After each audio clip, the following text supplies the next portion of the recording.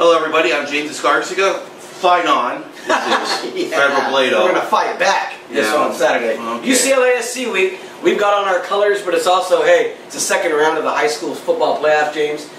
We're doing Tribune area teams today, and we've got a lot to do. We have, what, 9 teams? Yeah, 9 teams in the Tribune area still in the second round. All of these teams are trying to advance so they can have the traditional Thanksgiving week of practice, which is what I think all teams strive for, is to get there, because that gets you into the Final Four. In the old days, when we're going back several years, the quarterfinal week was on Thanksgiving week. That was always a kind of a hallmark. You win one game and you get it, right? You get it, and you know. Not now. Now you got to win 2. You got to win 2. You have to earn that Thanksgiving Day practice. And that's a story for you next week. That some of these teams make the playoffs. What's going to be the Thursday tradition? A lot of them have cookies for the players in the morning and all that. And it's so much fun.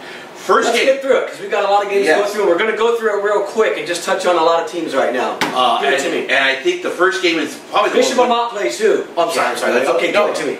It's Charter Oak plays Westlake. Yeah. And this is, in my mind, this is the first really tough game that Charter Oak has had since they played South Hills. Yeah, well, this is their toughest game of all. Look, you look at Division 1, I mean Division 2 and Division 3, James. I think those first round games for a lot of these big seeds, they can get by the way Charter Oak did last week. Once you get into this round of 8, Division 2, 3, even 4, these teams can all beat each other. Charter Oak is the #1 seed, but Westlake, these teams are just like them. Yes. They are in a tough league. They're used to playing sort of big boy football. You know, Charter Oak, the big question for them right now is what you just alluded to at the top. They played a schedule against San Gabriel Valley's best. And then they went against Hacienda. They've answered all their questions. They haven't really stepped out of their comfort zone and taken on a team like them, or a team, a step-up game outside the area that's really challenged them. This is it on Friday. This is when we find out what Charter Oak is really about. This is where we find out, are they going to win this division? Are they a #1 seed that can really go through all of this? Because Westlake is going to provide them that test. They won a thriller last week, to get to the second round. And I mean, this Charter Oak's defense, to me, could play with anybody. I agree. I've seen it enough. Can their offense match you score for score? Now, against Crest last week, that's what I wanted to see. An explosive game where a lot of people are doing things. Can they do that against a great defense? We're going to find that out on Friday. And we want to belabor the point. We have a lot of games to get to. But one thing I mentioned, I got to watch a little bit of Westlake on film last night. They have a quarterback in Jake Koblinski, who's thrown for 2,000 yards. He can make all the throws. This is a very spread-happy football team. And so I'm going to be interested to see what kind of defensive game plan Roger Lehigh has. In the games that I saw Westlake play against Newberry Park and some of the other teams in the Ventura County area, they didn't bring a whole lot of pressure. Roger Lehigh is all about pressure, playing cover zero coverage, and bringing all kinds of blitzes. I'm going to be fascinated to see what kind of defensive game plan he's going to devise. And it's also going to be important. Jermaine Braddock had an incredible game. I mean, he scored every way imaginable in last week's win. He's going to have to be great in the playoffs. The thing about Charter Oak, a lot of their big players, James, they play both ways, and they play a lot of minutes. Yes. And how is that going to impact them against some of these teams that don't have a lot of guys who do that? I watch Braddock. I mean, the time he spends on the field offensively and defensively, maybe you can get away with that in the Palomares League. You can get away with that, obviously, against Crespi. Can you get away with that as we go into this quarterfinals when we get deeper? Because it's got to wear on you.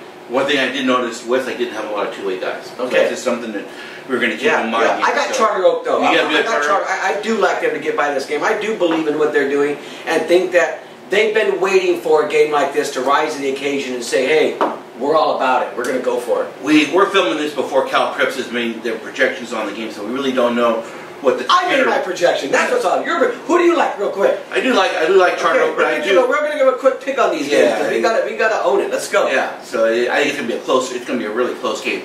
Division 4, and boy, kudos to the 2 area teams that are in it. Let's first talk about Damien. Yeah. They travel 90 miles, which, compared to some of the teams this week, Fred, that's just halfway. Yeah. But they traveled 90 miles to beat Paso Robles, and our player of the week, Mr. Warren Bryan. Yeah, You pointed it out, said go look at his numbers, and I looked at 537 all-purpose yards. The guy threw for 399 yards and 5 touchdowns, ran for almost $150 and another touchdown. You talk about having your best game of the season when it's time to have your best. That's what he did last week against them. And I talked to Warren this morning, and of course, it's the same way when I talked to him earlier in the year.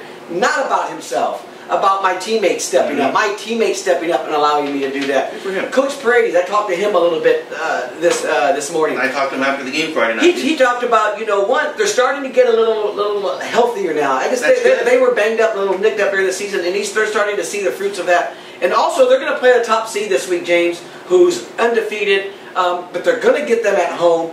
And like Warren and Coach Paredes talked about, this is where the baseline helps you prepare for a game like that. When you play Rancho Cucamonga, when you play Upland, and not just those teams, every single week, Los Osos, Chino Hills, Edewanda, you don't get a break. I think that's going to really help them going into Friday's game because, look, they've seen all the speed. They've seen all the talent. They didn't have a lot of success against Rancho Cucamonga and Upland, but this team, as great as they are, they're not Rancho Cucamonga or Upland either. No, but they're pretty darn solid. So what Fred is referring to is Capistrano Valley, who's the top team top seeded team in this division. They're playing at the Pit on Friday night. I got to watch this Nathan Manning kid. He's a junior quarterback over at Capistrano Valley. He's no relation to Peyton Manning. No.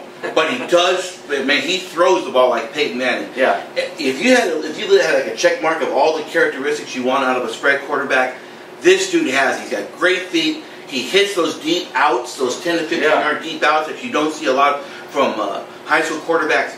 And one of the things I love watching are quarterbacks who can throw the deep ball and not having the wide receivers adjust to the throw. This guy throws absolute dimes. Yeah. I mean, if he's 6'3" or 6'4", he's a pack. He's a recruit. That was the first thing Paredes said this morning when I talked to him. Is he started talking about that quarterback and how they're going to have to figure out a way to contain him and get the ball back and give their offense a chance to be successful against them. Look, I think it's a really good matchup. I thought Damien, once you get into Division 4, I thought they could play with anyone. Well, they're playing the top dog. We're going to find out if they can play with anyone. We're going to do a quick prediction this week. Man, this is hard. Pulling for Damien. I'm going to go Damien this Friday. I'm going to go for the upset. I know this is a homer pick and whatnot. Coach Paredes is a legendary coach. He's won a championship at the Division I level at Bismarck. He's won them with JW North. He's far enough along at Damien where he understands the situation. I'm going to call this upset, James. Okay. I'm going to call this upset in the second round at home. I know it's a tall order. I shouldn't be doing it, but I'm going to call it. I'm not. Okay. So we're just going to go on here. When you have a quarterback who's thrown for 2,600 yards, it's pretty good. Yeah. Then comes I raised this on my Saturday morning quarterback column. Raise your hand if you had Endora, not just beating Santiago. Owning Santiago. I saw that on Friday night, I'm doing Twitter and I'm updating all the games. The most impressive things I saw was Glendora and Damien, what they were doing in Division 4, because I didn't expect that. Glendora probably even more surprisingly to own a team like that. Because, they did struggle against, Charter Oak this year. And there were some games even in league where, I wasn't so sure. But doggone it, Bryce Woolridge is such a great player. Their defense obviously is playing really well. In the summer when I went out and saw that team, they had some big boys. And it looks like Coach Llewell and those guys are all just putting it together. You got Brandon Rohrer on that coaching staff too, who's a very capable head coach anywhere else if he wanted to be. They're all putting it together right now, James. This was a statement win because what we talked about last week was Santiago came from the Big 8 Conference, which is, now you're dealing with the Corona Centennials and the Narcos of the world. But I have to tell you, and I mentioned this again on the column on Saturday morning, I talked to Jerry Llewellyn before the game, and you saw that team before the game. You're a golfer. You would know. It's like when you go. I hope you like the analogy, which was these guys. Because I feel like that every time I play golf, James. You go on the driving range. I'm a great driving range guy. Yeah. Sometimes I don't bring it out on the golf course. But they brought it out on the golf course. Yeah, they had look like they were ready to hit a big round. Yeah, and they did. Having said that, also I thought for a division, for a pack or a Big 8 conference team, that Santiago was a little small. Yeah. They did not look as big as I thought they were going to be. But kudos to Glendora. And now they get Murrieta Mesa, which was an at-large team that got into the playoffs.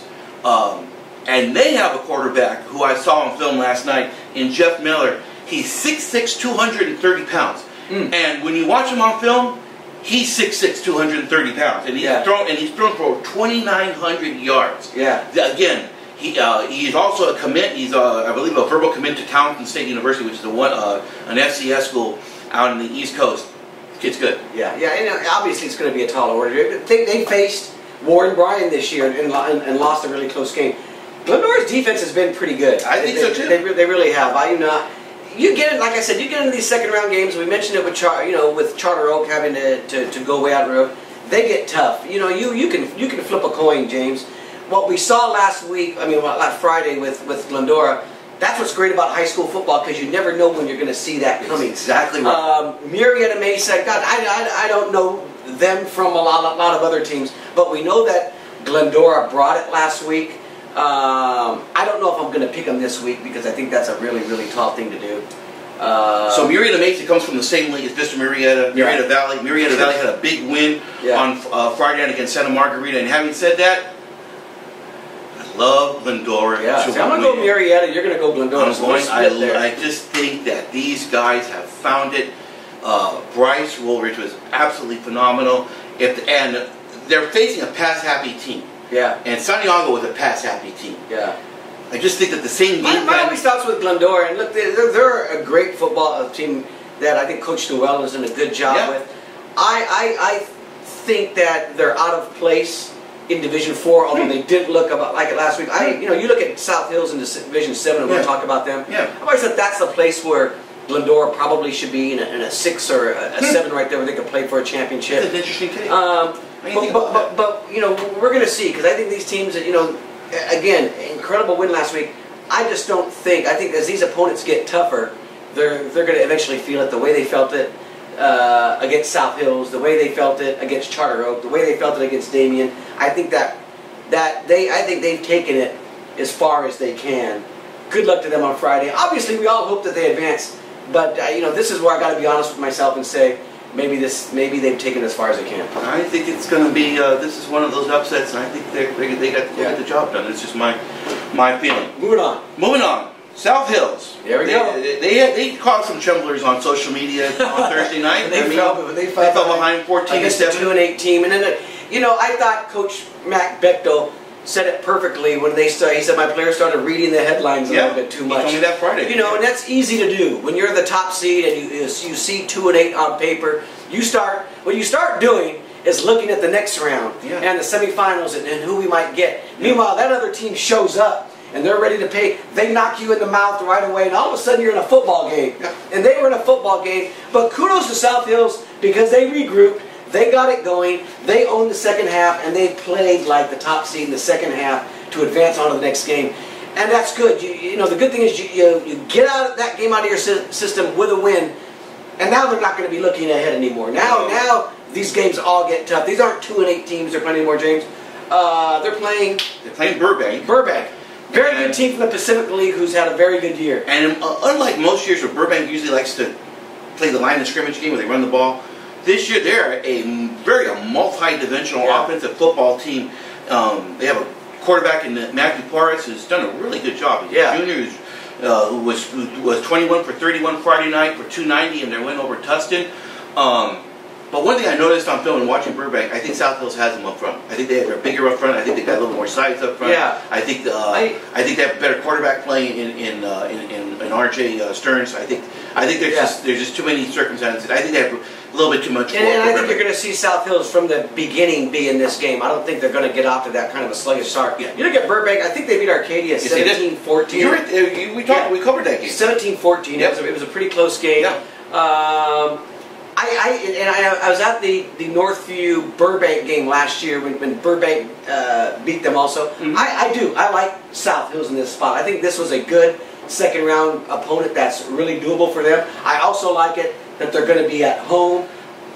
Some funny things happen on that road at Burbank for visiting teams. They're in a good spot. Like you said, RJ Stearns, to me, if I was going to, you know, do an all area based on most improved or most surprising player this year, R.J. Stearns is probably that for me. The way he's managed that offense and led them to the top seed in this division. I like South Hills Friday. Brubeck only beat Arcadia 17-14. That's what I said. Yeah, I called that. That's just off the top of my head. Remember, that's good. Here's another upset I got for you Friday night, Fred. So El Medina, who's the number 2 seed in Division 7, called our Division 1. It's kind of our division, but Orange County team, they're playing Diamond Ranch. I like that. I'm telling you, I watched El Medina on film, and you compare that to what Diamond Ranch has. Yeah. I don't see it. Yeah, I've said this, and I'm going to repeat it again. I like Diamond Ranch. I think Diamond Ranch is every bit as good as South Hills. I told you, some of the games they've lost, they played, up until this point, they played Charter Oak better than anybody. Better than Damien, better than Glendora, better than South Hills. They just have. No, South Hills, yeah, better. Did South Hills play Charter Oak? Yes, they did. Yeah, better than South Hills. It's I like them in this division. They're super athletic. Yeah, James. I mean, I'm with you on that. We'll see how it gets down the road. If they get to the semifinals, we'll look at that matchup. But I said this was my sleeper to go a couple rounds. I'm not going against them now. Diamond Ranch is the 9 seed.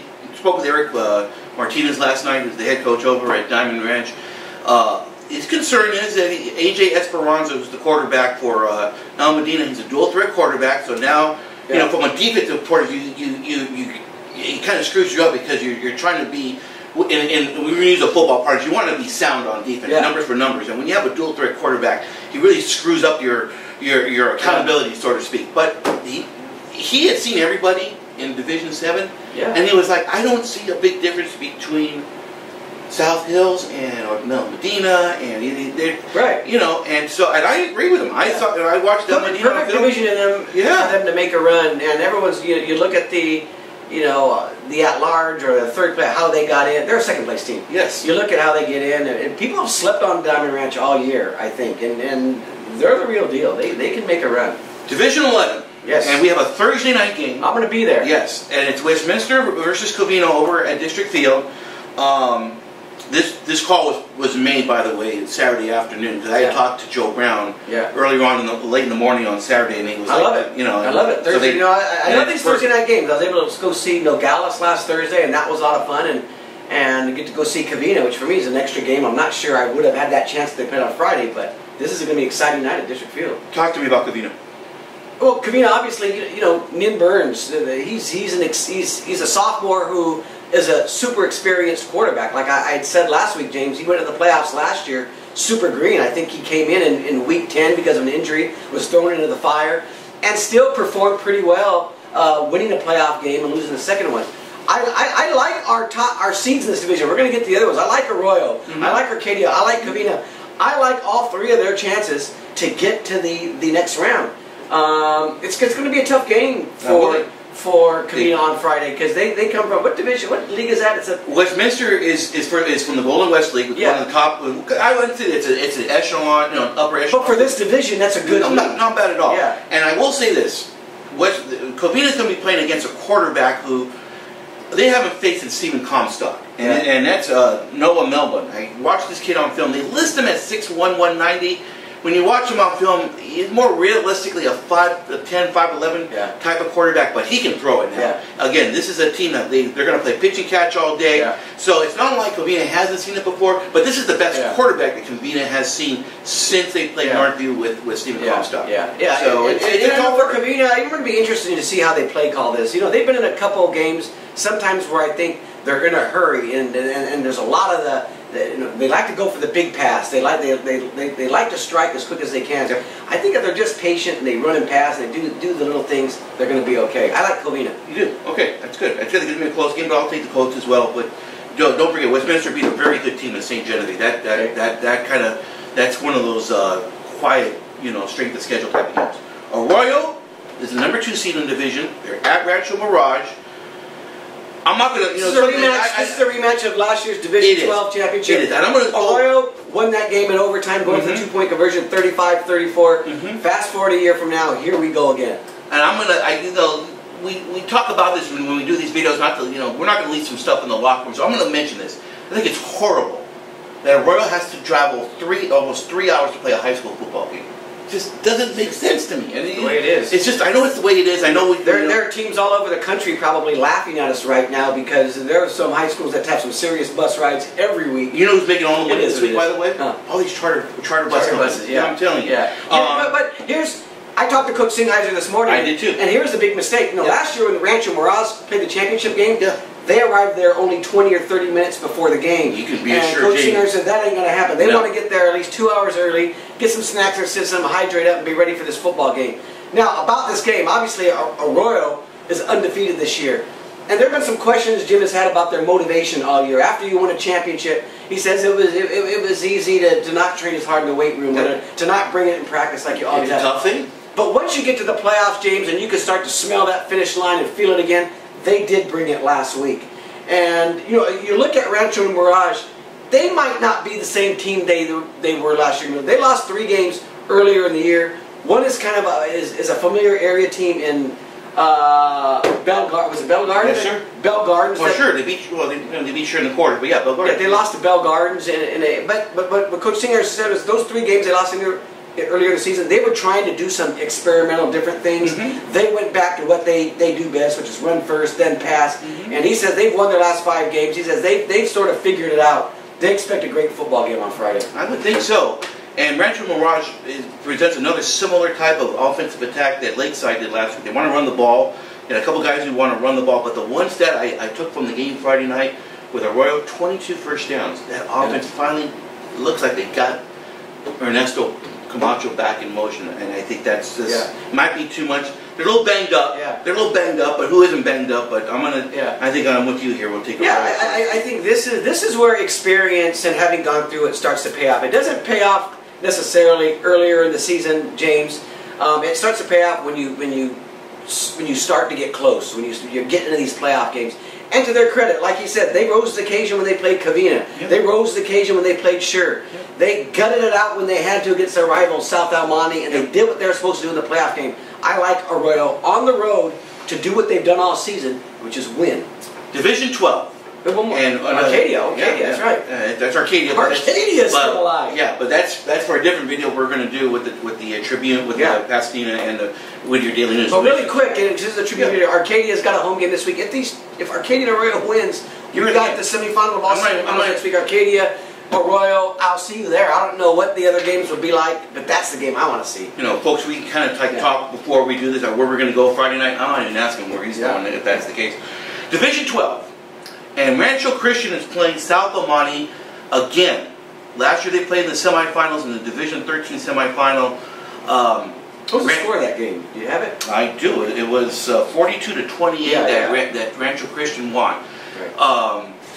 So a couple things about Rancho Christian. This is the flip side of the Arroyo game. Now they've got the motivation to go in this game. And everything's the same, Fred. Yeah. They played last year at South Almonte. Rancho Christian is coached by Jim Kunow. And you should know that name because he was the longtime head coach over at Orange Lutheran. He's such a great dude. These are the defending 6AA state champions last year. So they play some football. Yeah. This is going to be a really competitive game. As you mentioned, South Almonte has the tape from last year. They know, super running back. Super running back. And let's be honest, Rancho Christian only beat Laguna Beach 21-14 last week.